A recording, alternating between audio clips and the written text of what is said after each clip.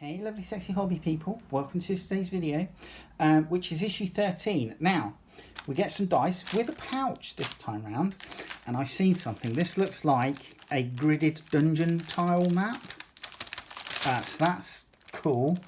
And we get some more character sheets. Let's get this open.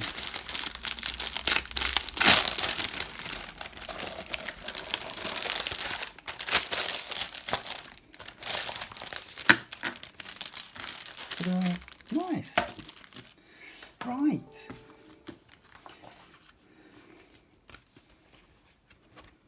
Oh, this is nice. We'll look at that in a mo.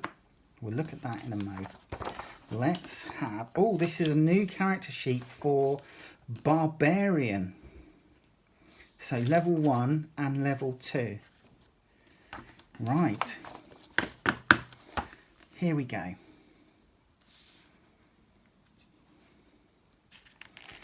So, unleash your barbarian rage. We have a barbarian in my party, actually. A barbarian elf. And she's brilliant. Love it. She has rage, which is just absolutely hilarious. Learn the way of the weave, hexes and curses. Passage of Time, Part 2. It takes time to travel to your next adventure in Dungeons & Dragons, but you can also use time to your advantage.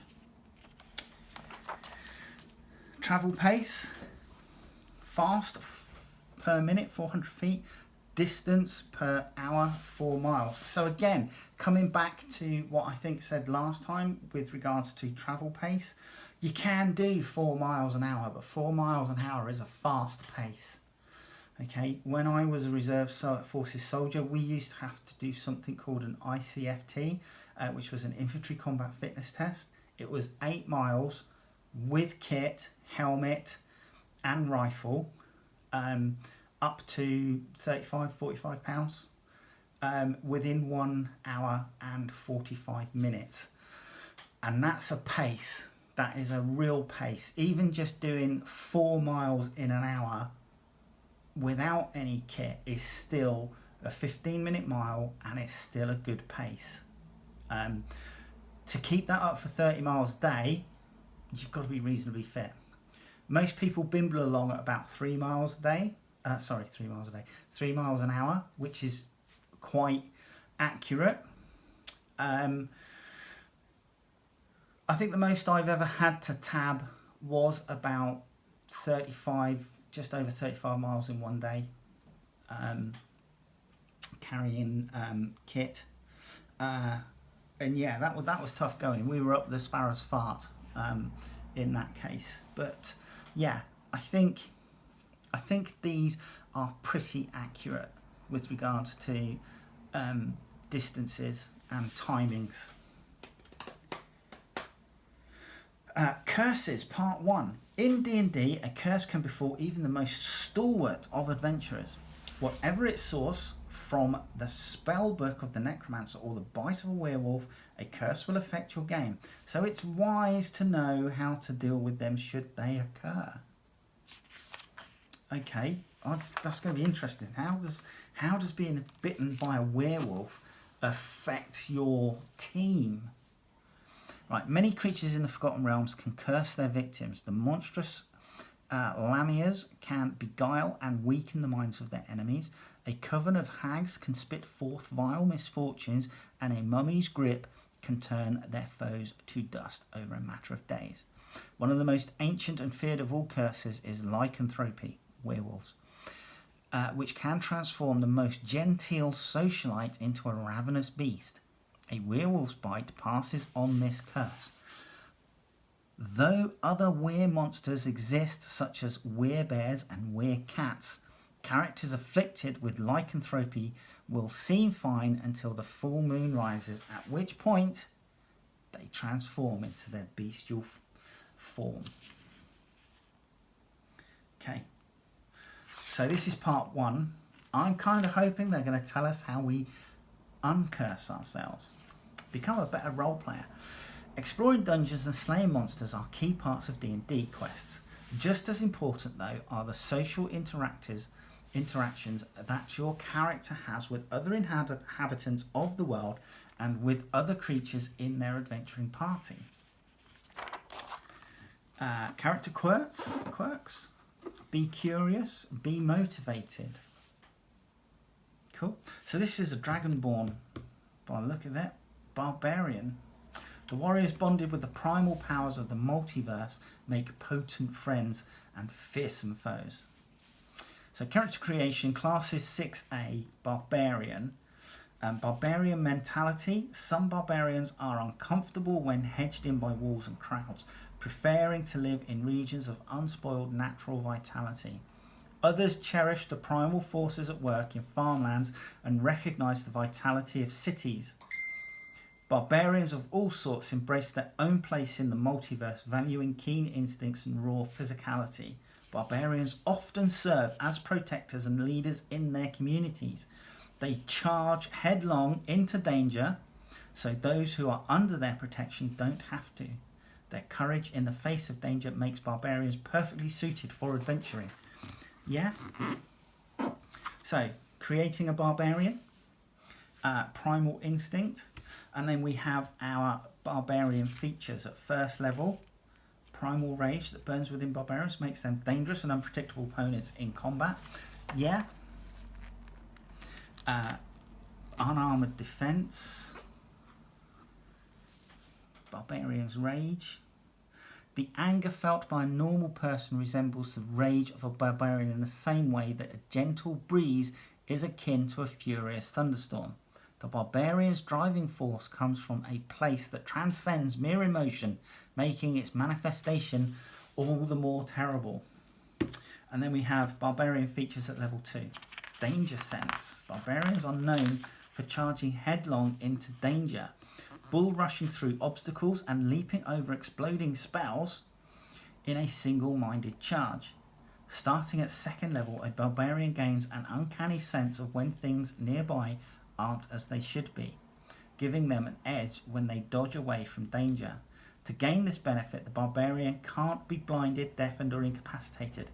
A barbarian with danger sense has advantage on dexterity saving throws against any effect that they can see, such as traps and spells. This ability uses the barbarian's senses to help them avoid danger, hence the clarification that they must be able to see, not blindfolded, hear, not deafened, and be able to react to the danger itself, not incapacitated.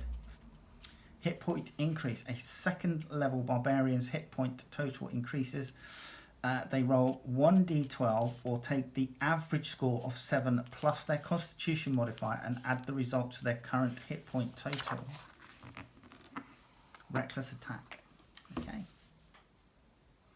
Advantage for all. These look great. Right, the weave. The weave is the source of spellcasters' astonishing powers and the very fabric of magic itself. On Toril, the world that is home to the Forgotten Realms, the first thing trained wizards learn of in their studies of magic is the existence of the weave. Creation of Mystra, goddess of magic, the weave is the unseen force that permeates all creation. To cast magic is to pluck upon the invisible threads of the weave and behold its vibrations ripple and distort through the physical world. Seems like force users. The goddess of magic. So Mistral is the goddess of magic. Law C, Pantheon of Gods. For every passion and profession in the Forgotten Realms, there is a patron deity for you to worship. Okay. Oh my god, here we go. Right. So you get a list of deities here, and it also gives you their domain, and it gives you their symbol, and then it gives you their alignment. So like lawful good, neutral evil, chaotic good, neutral, chaotic evil, etc. Cool. Right, Chasing Shadows. This encounter is balanced for second level characters. 1 to 2 hours. Encounter overview. Vizira, a nefarious necromancer, makes her fortune off the defenceless villagers of the north. Her scheme is simple. She sends undead shadows to assault the locals and arrives a few days later to sell protective charms. Those who place these charms on their doors are spared, and those who don't either perish or survive long enough to be convinced of their worth. Currently, Vizira targets the hamlet of Trentor. Shadow creatures began attacking Trentor 4 days ago, and the charm peddler arrived a couple of days later. Most of the locals already bought her charms, but a few still refrain. The protector of Trentor, a halfling warrior called Harriet Littlefoot, is injured from her fight with these creatures last night. The hamlet needs new protector. Will our heroes be able to defend Trentor and put an end to this ominous predicament? Okay, so there's our shadow people. Harriet's hovel. Just 2 minutes walk up the hill is the oldest hovel in Trentor.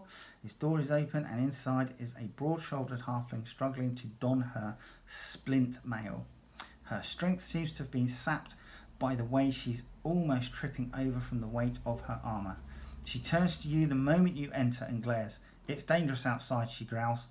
Get in and stay safe. Okay. Oh, come on. There we go. Right, so we've got obviously a stat block for Harriet Littlefoot, who's injured, and Vizira. She's got Web, Ray of Sickness, and details of Mage Hound and Bestow Curse, and Mage Armor spells. So she's got those as well. And then Shadows. Medium, Undead, Chaotic, Evil. Damage resistances: Acid, Cold, Fire, Lightning, Thunder, Bludgeoning, Piercing and Slashing from non-magical items. Okay. Cool. Right, and here we go. Right. Carcroth, Hyverax, Barbarian, Dragonborn, Soldier. So, Strength 18, +4, Dexterity 14, +2, Constitution 15, +2, Intelligence 8, -1, is a Barbarian. Wisdom is 0, because they've only got 10. And Charisma is 13 and +1. Light Armour. So proficiencies in Light Armour, Medium Armour and Shields. Weapons and Shields, Simple and Martial. Weapons, all weapons. Tools, 3 Dragon Anti-Set and Land Vehicles. And Speaks Common and Draconic.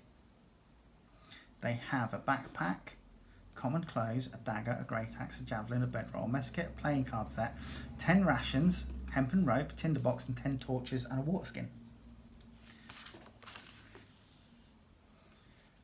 Obviously we have them leveled up here to level 2.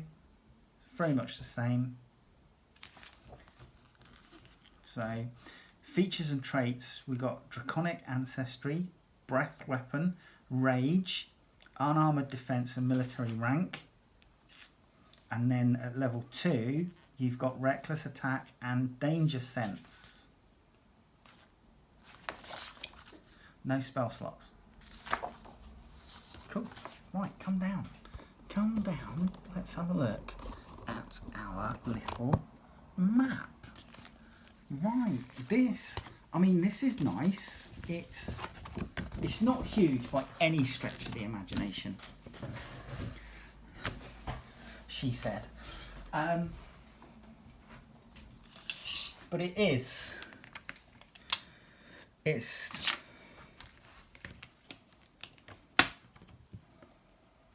It's 25 inches by Okay, 64 centimetres. Let's go 64 centimetres rather than trying to turn around and say it's 25 inches and 3/8 or whatever. By 55 centimetres. So 64 centimetres by 55 centimetres. So on one side we have a tiled floor, and on the opposite side we have a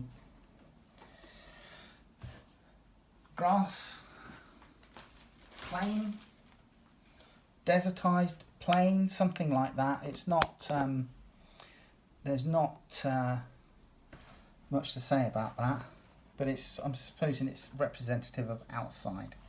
But yeah, that's handy, that's nice for people that, you know, want that sort of thing to help them with their encounters.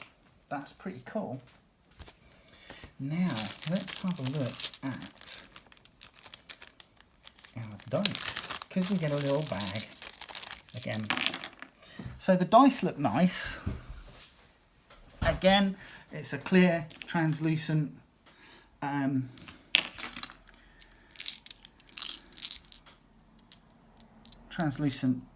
cast with glitter inside, so you can probably see that on this die.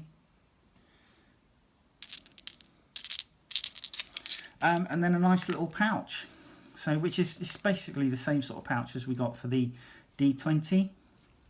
The one that I got for the D20 I actually used for the metal dice that we got, the mini metal dice.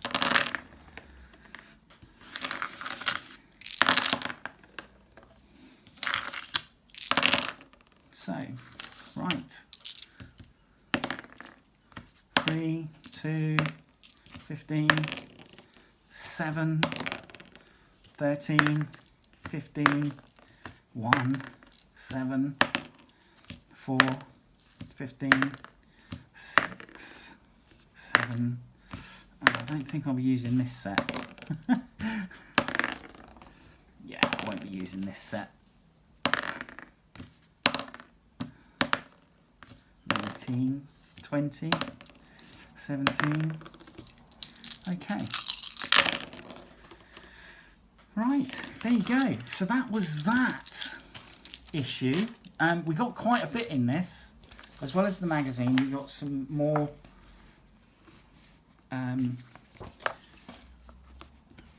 stat sheets, character sheets. We got obviously a gridded map or gridded play map, and some nice dice. I like those. Right, hopefully we'll see you in the next video. All right, take care.